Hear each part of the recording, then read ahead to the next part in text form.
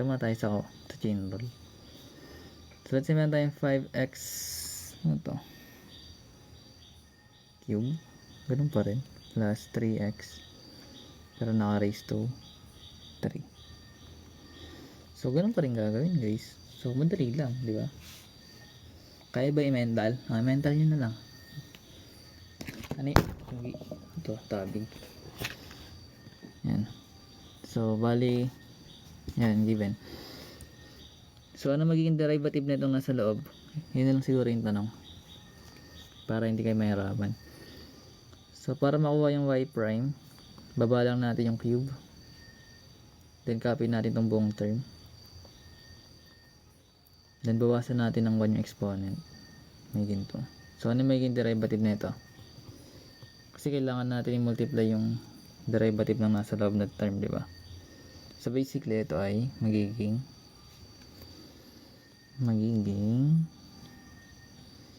that's correct.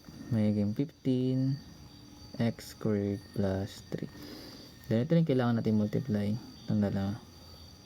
So, pag nag-multiply dito, sabi natin, magkakaroon tayo ng parenthesis ha. So, 3 times 15x squared. Anong magiging sagot dito?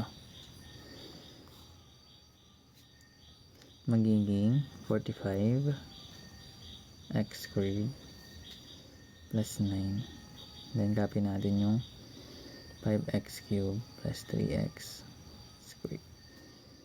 Nakakaiyak talaga yun. Hirap yun eh. Pero kaya mo yun, ikaw na yun eh. Ang gulokohan pa ba tayo?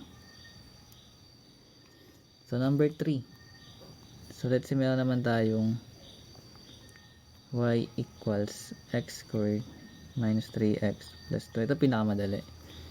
So, ano magiging y prime natin guys? Hindi mo siya pinakamadali. Pero madali lang. So, that is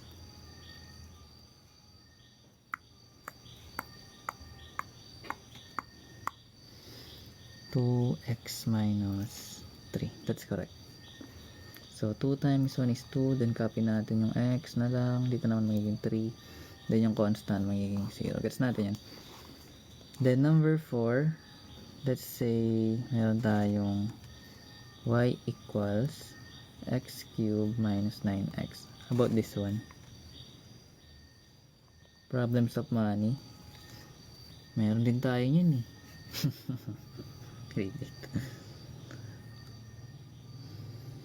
Ano yun? So, meron tayong given na y equals to x cubed minus 9x. So, magiging 3x squared minus 9. So, gets natin yan guys, no? Yan.